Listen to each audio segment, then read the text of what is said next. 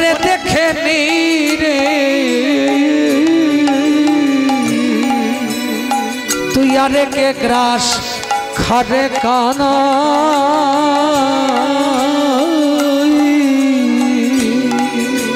ওরে নয়ন ভরে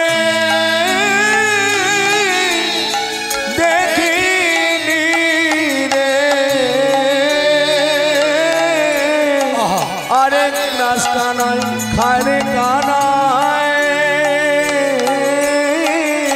বলে শোন অনেক চালাকি করছিস একবার চালাকি করলি আমাকে খাওয়ালি ভাবলি যদি খাবারে কোনো বিষক্রিয়া হয়েছে তাহলে আমার ক্ষতি হোক তোদের এত ভয় বনাঞ্চলে খাবার মেখেছি তো এখানে পাথরের গর্ত সেখানে কত রকম বিষ পোকা কত কিছু ঘুরে বেড়াতে পারে তাই আমি এক গ্লাস খেয়ে দেখলাম আমার কিছু হয়েছে তো আমার যখন কিছু হয়নি এবার তোরা খেতে পাচ্ছিস না বলছে না তুই আরেক গ্লাস খা বলে না খাবো না কেন খাবো আমার থেকে বয়োধিক ব্যক্তি অনেক আছে আমি আরেক গ্লাস যখনই খেতে যাবো মুখে খাবারটা খেয়েছি হাতটা ইঠো হয় না তা আরেক গ্লাস খেতে গেলে খাবারটা ইঠো হয়ে যাবে যে সখারা কাঁদছে আর বলছে কানাই রে ওরে কানাই রে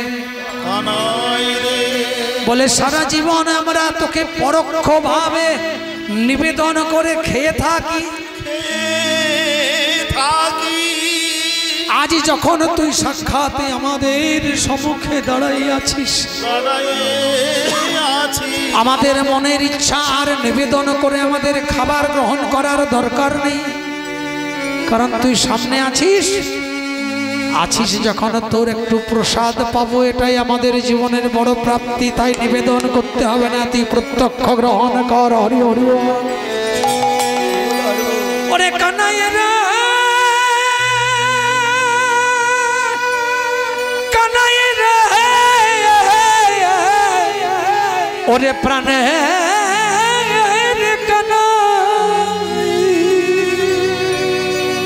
ওরে কানাই আমাদের বড় মনের অভিলাষ কানাই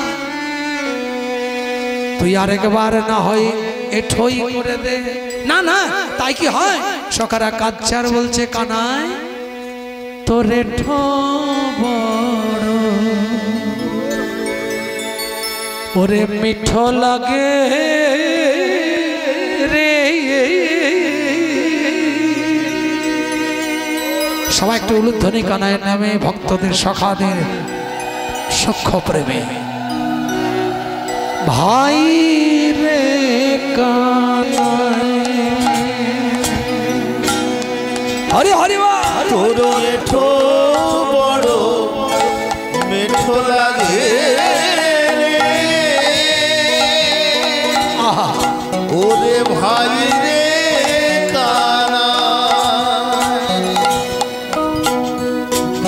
কানাই রে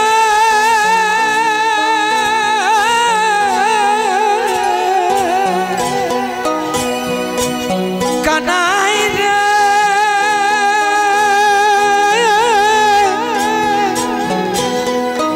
ভাইয়া রে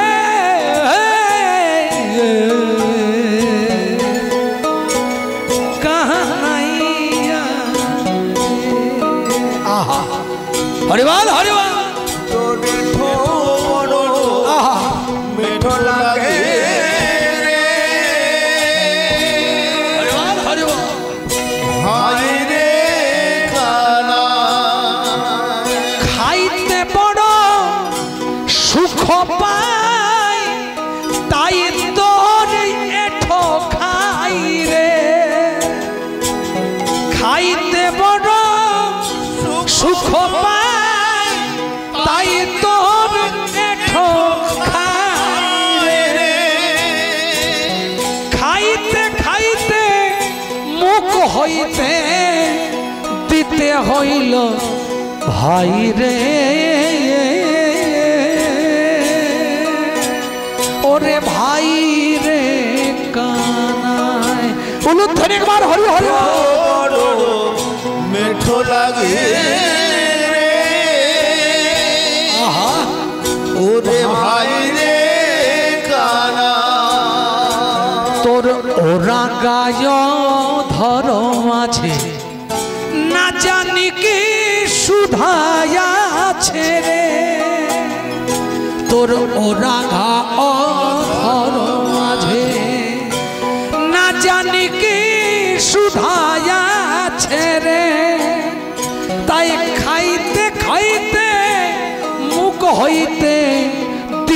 হইল ভাই রে,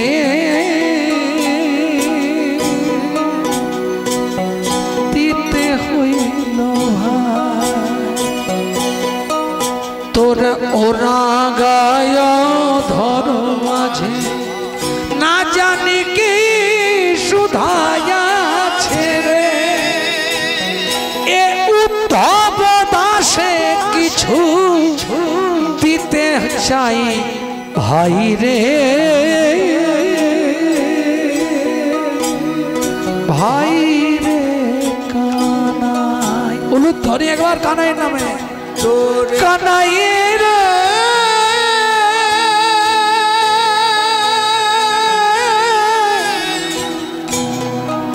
কানাই রে,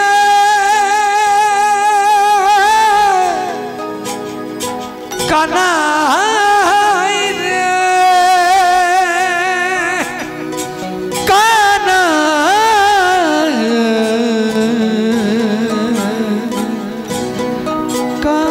কানাইয়া রে।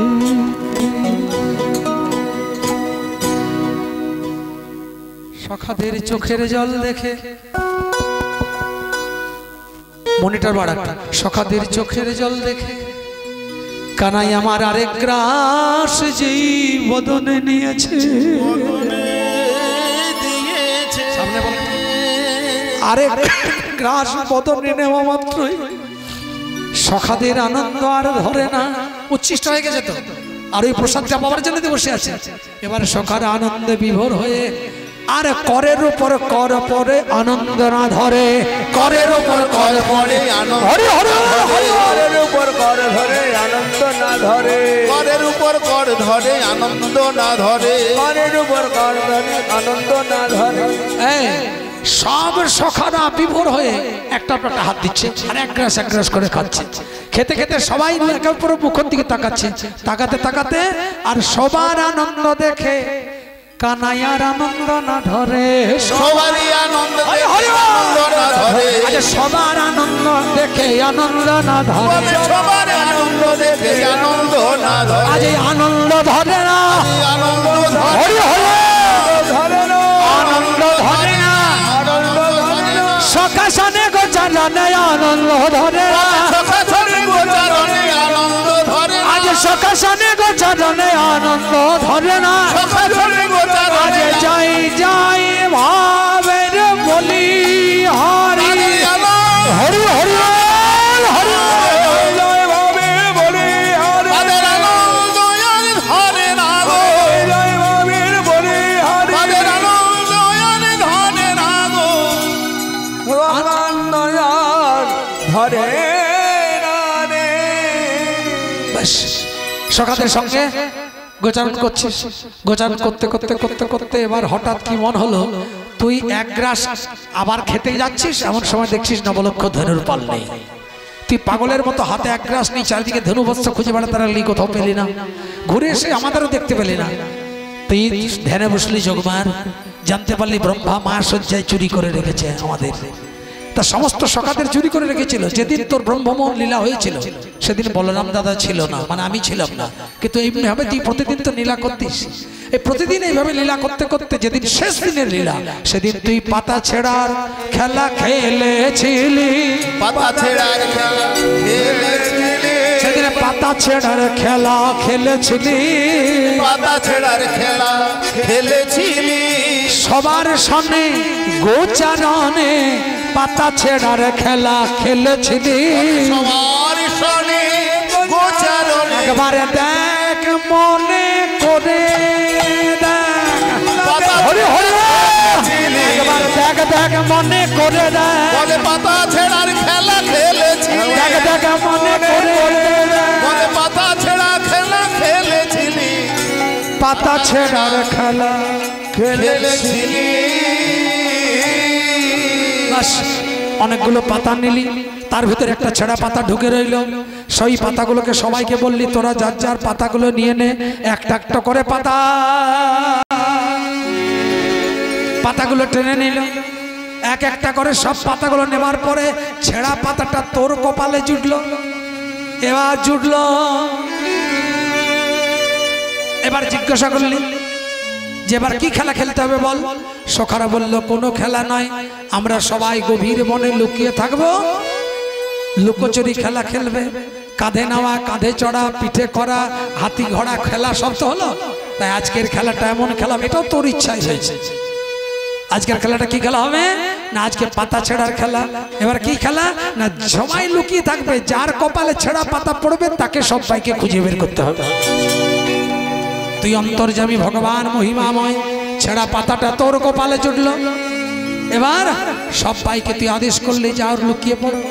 আমরা সবাই লুকিয়ে পড়লাম। কোথায় লুকালাম? কোন সখায় অর্ধঙ্গ জলে ডুবে রয়,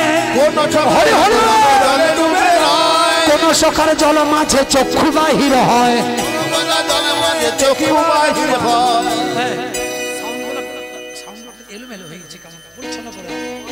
কোন সখা অর্ধঙ্গ জলে ডুবে রয়, আবার কোন সখা জলের ভেতর চক্ষু বাহির হয়।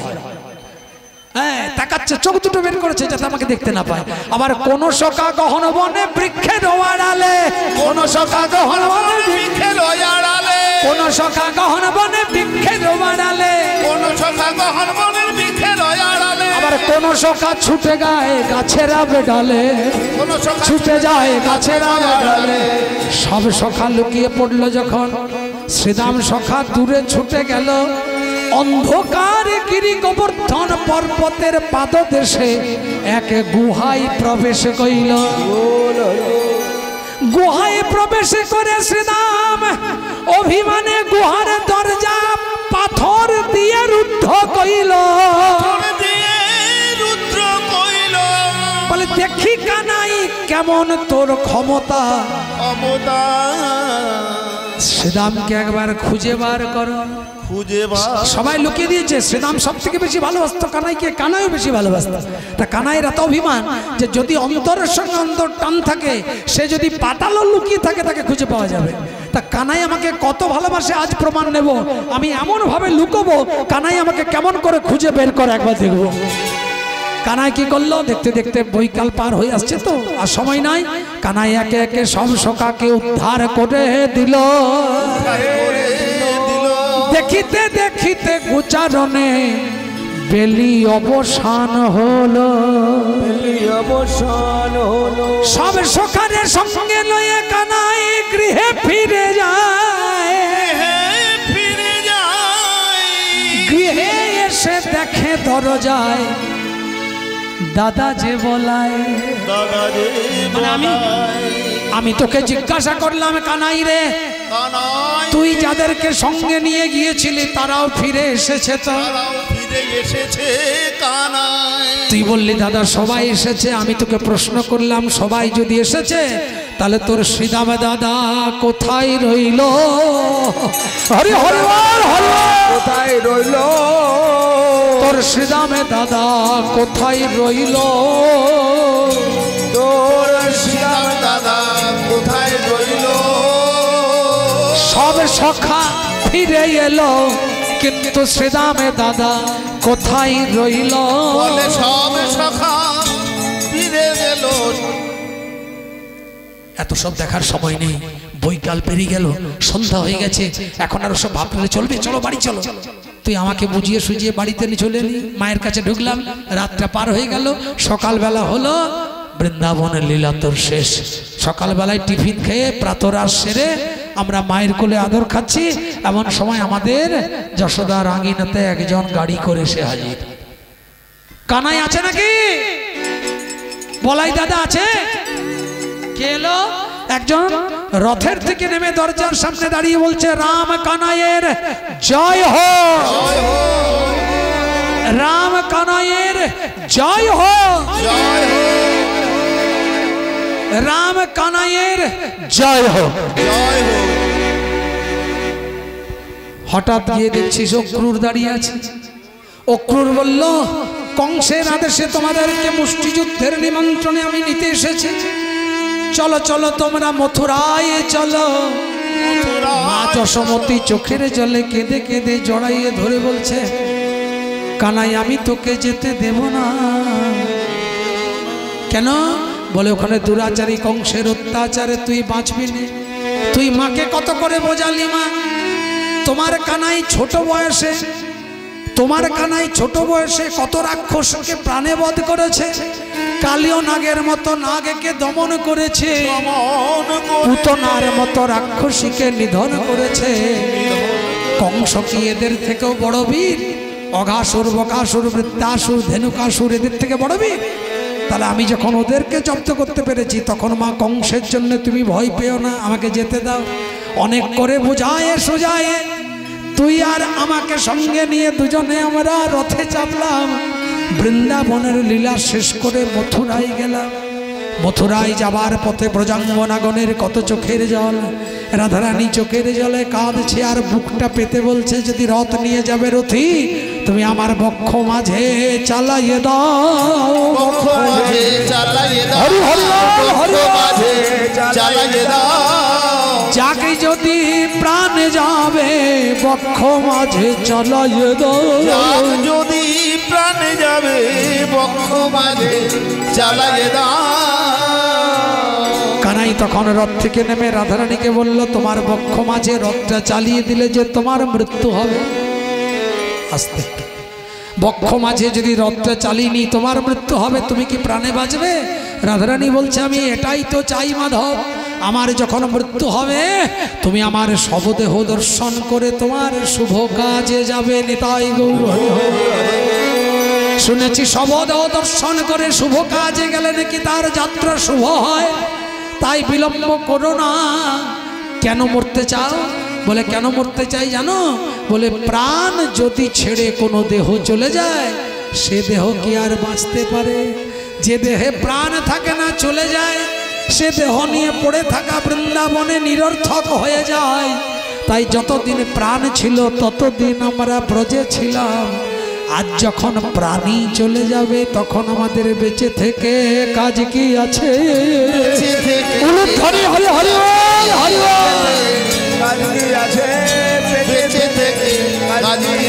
আমাদের বেঁচে থেকে কাজ কি আছে? কৃষ্ণ বলে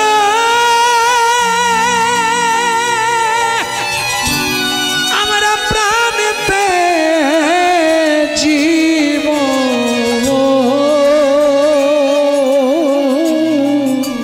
আমাদের বেঁচে থেকে কাজ কি আছে?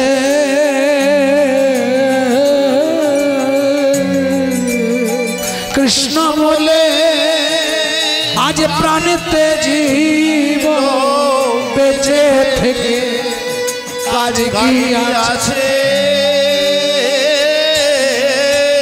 তুই কি করলি?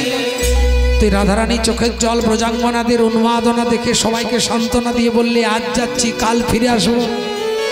তুই কি কথা দিলি? আমি আবার আসিব ফিরে এই যমুনার তীরে, আবার করব কত খেলা।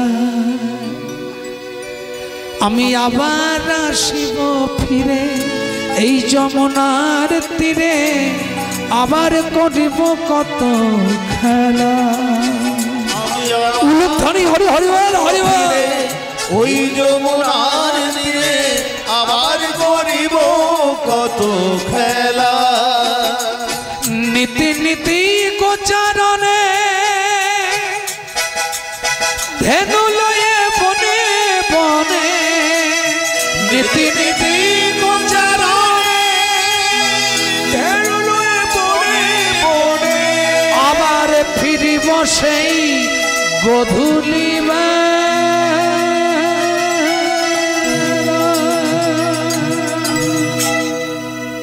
আমি আবার আসব ফিরে এই যমুনার তীরে, আবার করব কত খেলা। নিতাই গৌর হরি হরি। আবার আসিব ফিরে ওই যমুনার তীরে, আবার করিব কত খেলা। আমি আবার করিব কত খেলা। আমি আবার করিব কত খেলা। চোখে চোখের জলে কাঁদতে কাঁদতে প্রজাঙ্গনা করত, মাক্ত করে দিল বৃন্দাবনের মাটি। তুই মথুরায় চলে গেলি, আমরা দুজনে মথুরায় গেলাম, সুরসেনকে রাজা করলাম, উগ্রসেনের সম্মান ফিরিয়ে দিয়ে উগ্রসেনকে রাজা করে সুরসেনকে সম্মান প্রদর্শন করলাম। 16,000 বন্দিনী মহিষীকে উদ্ধার করে তুই তাদেরকে সহধর্মিণী রূপে স্ত্রীর মর্যাদা দিলি। দুরাচারে কংসকে বধ করলি, ধর্মরাজ্যের প্রতিষ্ঠা করলি। 11 বছর তোর খেলা খতম হলো, মথুরায় চলে এলি দ্বারকায়। দ্বারকায় রুক্মিণী সত্যভামাকে বিবাহ করে দ্বারকাধীশ হয়ে রাজা হলি। রাজা রাজা খেলা খেললি। 103 বৎসর দ্বারকায় থেকে রাজা রাজা খেলা খেলতে খেলতে খেলতে খেলতে তোর জীবনে হয়ে গেল একদিন দুঃসময়। মায়ের এই জায়গাটি খুব মন দিয়ে শোনো। কি হলো? তোর ছেলে শাম্ব অহংকারী হয়ে গর্ভবতী রমণী সেজে এক ত্রিকালদর্শী মুনির পথ রুদ্ধ করে দাঁড়ালো। মুনিকে গিয়ে বলল, তুমি না ত্রিকালদর্শী? কই বলো তো, আমার গর্ভে ছেলে আছে না মেয়ে আছে? মুনি কি আর কিছু না জানে, কিন্তু কৃষ্ণের ছেলে তো, তাই একবার তাকিয়ে দেখলো ব্যঙ্গ করছে, কিছু মনে না করে চলে গেল। শাম্বের মনে এত অহমিকার সঞ্চার হলো, কৃষ্ণপুত্র শাম্ব তখন অহংকারী হয়ে রমণী সেজে গিয়ে ত্রিকালদর্শী মুনির পথ রুদ্ধ করে দাঁড়ালো। বলছে, বলো আমার গর্ভে ছেলে আছে না মেয়ে আছে? তুমি এই ত্রিকালদর্শী, তুমি এটুকু বলতে পারো না? যেই কথাটা বলেছে তুমি এইটুকু বলতে পারো না, তখন রেগে গিয়ে মুনি অভিসম্পাত করে বসলো। তবে রে পাষণ্ড, যা আমি তোকে অভিসম্পাত করলাম, তোর গর্ভে সন্তানই হবে, তবে সেটা কোনো ছেলে বা মেয়ে নয়, একটা মাংসপিণ্ডের মুসলির আকার সন্তান তুই গর্ভে ধারণ করবি। ব্যাস, বলাও যা। আর ওই মুসলি মানে বুঝেছেন তো, ঢেকির মুখটাকে মুসলি বলে। ঢেকি দেখেছে? ঢেকি, সে ঢেকির মুখে যে লম্বা মতো কাঠের অংশটা থাকে, তার মুখে লোহার মতো একটা থাকে না, যেটা দিয়ে ধান চাল গোটা হয়, ওই লম্বা যে অংশটা কাঠের আকারের, ওটাকে মুসলি বলে। ওই ক্যাপসুলের মতো দেখতে, ওইরকম একটা মাংসপিণ্ড সাম্যের পেটে হয়ে গেল, আর গর্ভের যন্ত্রণা শুরু। ছটফট ছটফট করতে লাগলো, চিৎকার করে সে সাম্য ভগবানের পা দুটো ধরে বলছে, পিতা আমাকে রক্ষা করো। বলে, ক্ষমা নাই, ক্ষমা নাই, বৈষ্ণব অপরাধীর ক্ষমা নাই। হলেও বা পুত্র তুমি যে অপরাধ করেছ জানি, সেই অপরাধীর কভু ক্ষমা নাই। কি করেছ তুমি? সাক্ষাৎ মুনির প্রাণে কষ্ট দিয়েছ। তুমি তোমার ভগবানের পুত্র জ্ঞানে অহংকারী হয়ে মুনির প্রাণে কষ্ট দিলে। তাই যে অভিশাপ তোমাকে দিয়েছে, 64 প্রকার অপরাধের এক অপরাধী তুমি, যে অপরাধের জীবনে ক্ষমা হয় না। তাই তোমার গর্ভ যন্ত্রণায় তোমাকে ছটফট করেই মরতে হবে। তবে সামান্য গর্ভের যন্ত্রণা উপশম করতে চাইলে তুমি সমুদ্র তটে চলে যাও। সেই সিন্ধু তটে গিয়ে একটা খোঁচে একটা অমসৃণ পাথর দেখো, সেই পাথরের মধ্যে তুমি তোমার নাভি মূলের অংশটা ক্ষয় করতে শুরু করো, ঘর্ষণ করতে থাকো। তোমার যন্ত্রণা ধীরে ধীরে ধীরে ধীরে কমতে পারে, কিন্তু অপরাধের ক্ষমা তুমি পাবে না। শাম্ব চিৎকার করে ছুটে গিয়ে সমুদ্র তটে গিয়ে পেটটা ঘষতে লাগলো। সেই ঘর্ষণে মাংসটা ক্ষয় হতে লাগলো, আর সাদা ফেনার জন্ম হতে লাগলো সমুদ্রের জলে। সেই সাদা ফেনার থেকে নলখাগড়ার জন্ম হয়েছিল। নলখাগড়া বোঝেন তো? সরকাঠি। সেই নলখাগড়ার বন তৈরি হয়ে গেল। মাংসপিণ্ডটা ক্ষয় হতে হতে এক টুকরো ফোলার মতো অংশ পেটের মধ্যে রইল। তীব্র যন্ত্রণা সহ্য করতে না পেরে শাম্বের মৃত্যুর পূর্বে সেই অংশটা টেনে ছিঁড়ে জলে ফেলে দিল।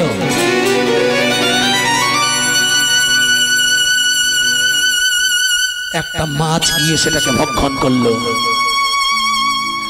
একজন ধীবর সেই জাল পেতে মাছটাকে ধরলো, ধরে বাজারে বিক্রয় করতে গেল। কেউ মৎস্য ক্রয় করলো না। কর্তন করা মাত্রই ফলার মতো অংশ দেখে কেউ আর মাছটাকে সন্দেহ প্রবণ হয়ে কিনল না। শেষে যখন সন্ধ্যা সায়াহ্নকাল তখন একজন খরিদ্দার গেল, যিনি ওই ফলা সমেত মাছটিকে ক্রয় করে নিয়ে এলেন, যার নাম জরাব্যাধ। যার নাম জরাব্যাধ। সে কি করলো? সেই ফলার মতো অংশটি বান নির্মাণ করলো, বলে এটা আমার কাজে লাগবে। একদিন ভগবানের ভবিতব্যে এমনই লেখা, ওই জরাব্যাধ শিকার করতে করতে সারাদিন বনাঞ্চল ঘুরতে ঘুরতে সন্ধ্যা হয়ে গেল, আর কোথাও কোনো শিকার মেলেনি। মনের অবস্থা তার খুব খারাপ। আজ শিকার মিলল না, কি জানি কার মুখ দিকে উঠেছে।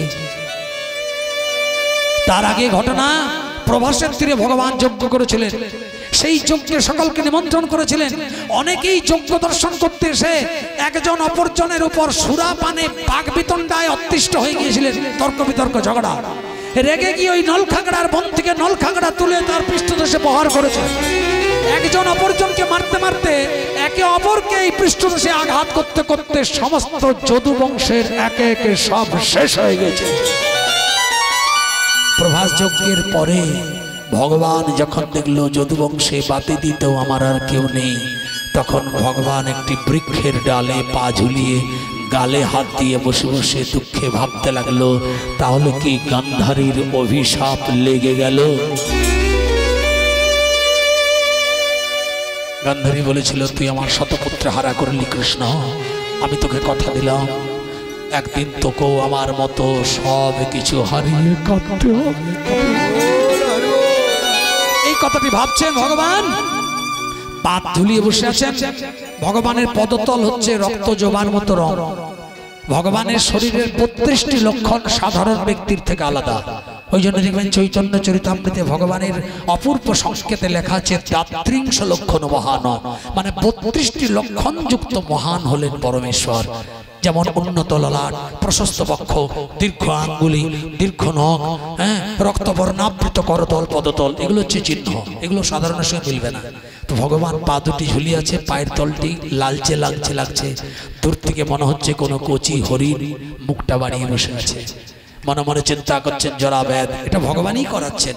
তার পদতলের দিকে তাকা করালেন, তাকিয়ে দেখছেন একটা হরিণ এক মুহূর্ত বিলম্ব না করে দূর থেকে সেই বানটা নিয়ে আর সক্রোধে নিক্ষেপ করলেন।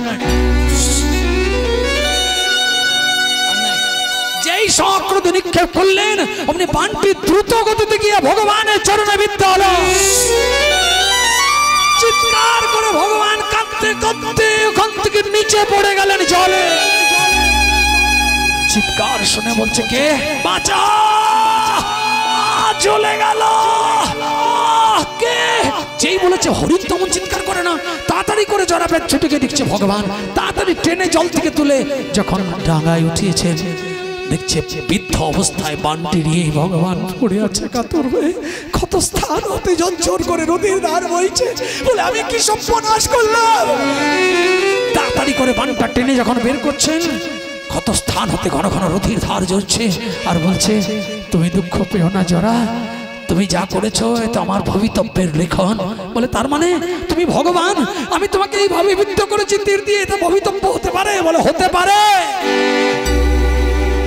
আমি ভগবান হলো বিচারটা সবার জন্য সমান, এটাই আমার সিদ্ধান্ত। পূর্বজন্মে তুমি ছিলে বালিপুত্র অঙ্গদ, তোমার পিতাকে বিনা কারণে হত্যা করেছিলাম বলে তুমি আমার আরাধনায় বসেছিলে। আমার আরাধনায় বসে তবে তুমি আমায় সন্তুষ্ট করেছিলে। আমি তোমাকে দর্শন দিয়ে বলেছিলাম তুমি কি চাও, তুমি কিচ্ছু চাওনি। তুমি শুধু হাসতে হাসতে করে জোরে বলেছিলে, আমি চাই আমার পিতৃ হত্যার প্রতিশোধ। আমি বলেছিলাম তথাস্তু, তাই তুমি এই জন্মে জরাবেদ হয়ে এসেছো, তোমার পিতৃ হত্যার প্রতিশোধ নিয়েছো। কি খারাপ কাজ করেছো, ভালো করেছো, দুঃখ পেও না। তুমি এক কাজ করো, আমি আর বেশিক্ষণ থাকবো না, তুমি অন্তত তাড়াতাড়ি হস্তিনাপুরে যাও। হস্তিনাপুরে গিয়ে আমার শুভাকাঙ্ক্ষীদের খবর দাও, তারা যেন এসে আমার সৎকারের ব্যবস্থাটা করে দিয়ে যান। চোখের জলে কাঁদতে কাঁদতে জরাবেদ চলে গেল হস্তিনাপুরে খবর দিতে। ভগবানের তীরটা টেনে বের করতে করতে করতে করতে করতে ভগবানের দেহ নিথর হয়ে গেল।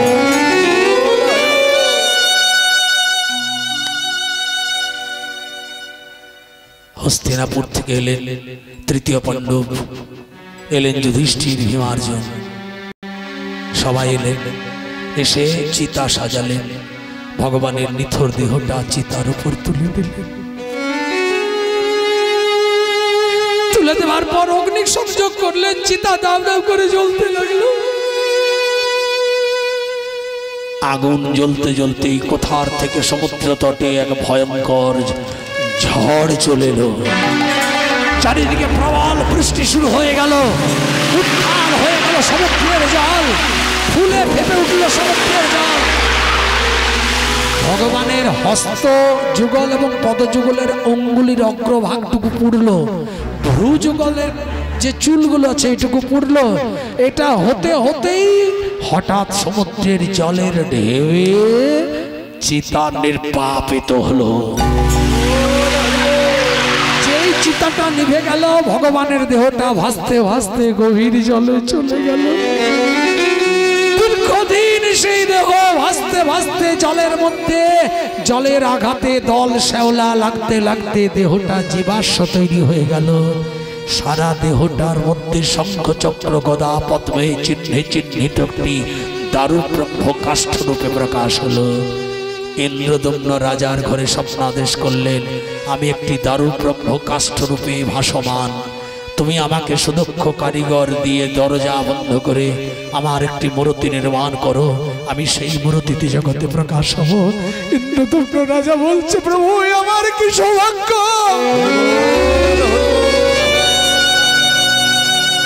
সকাল হতে না হতে ইন্দ্রদম্ন যখন জলের ধারে গেল, দেখছে দারু ব্রহ্ম কাষ্ঠটি ভাসতে ভাসতে আসছে।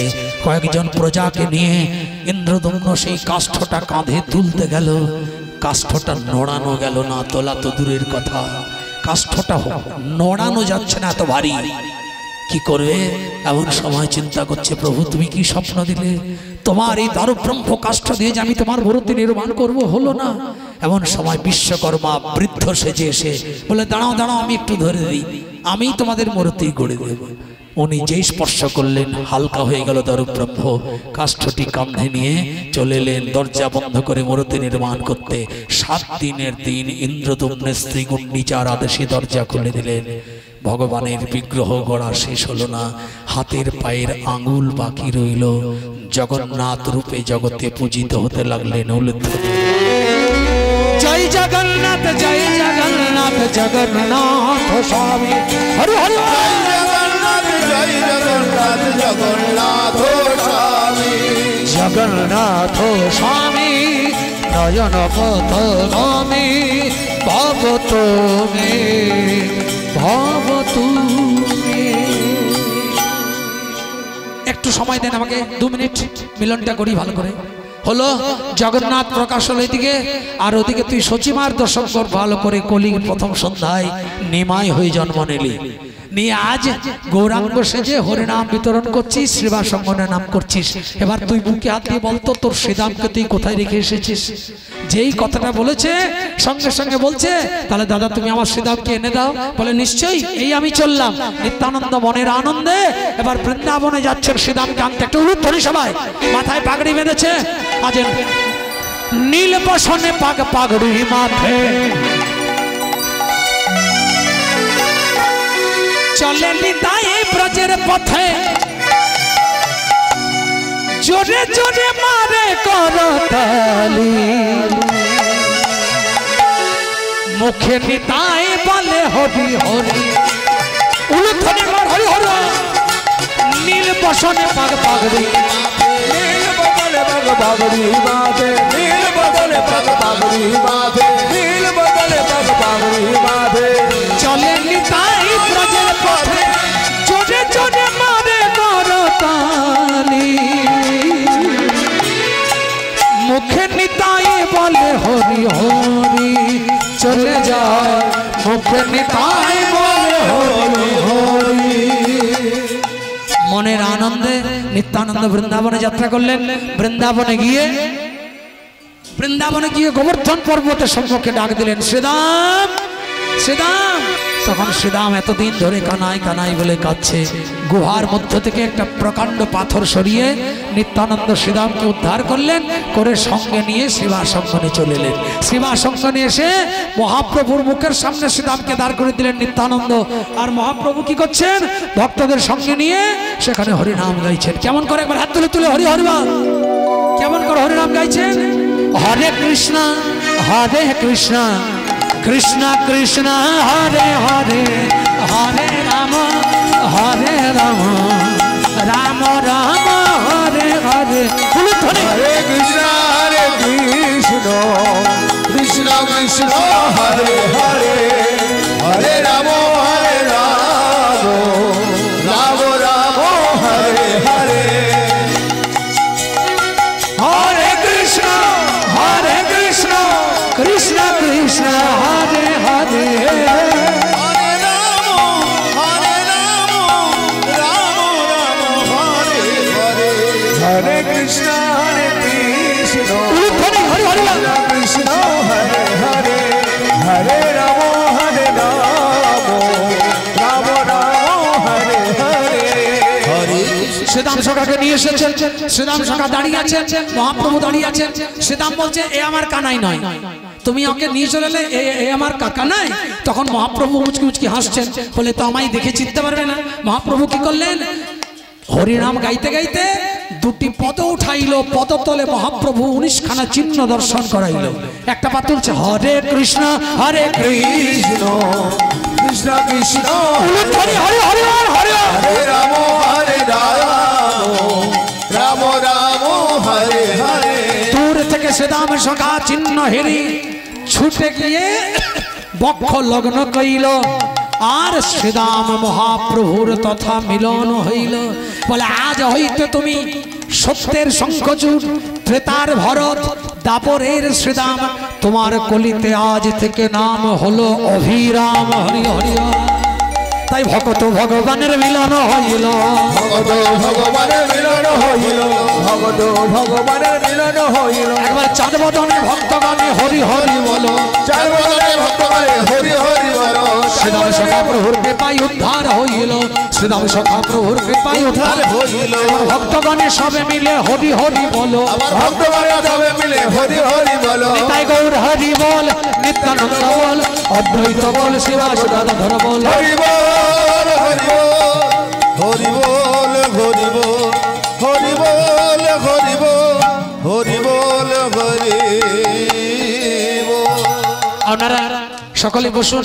পরবর্তী কীর্তনিয়া আপনাদের সবার খুব প্রিয়, ভালোবাসা এবং স্নেহধন্যা আমার বোন সুভদ্রা দাস মণ্ডল আপনাদের কাছে কীর্তন পরিবেশন করবেন।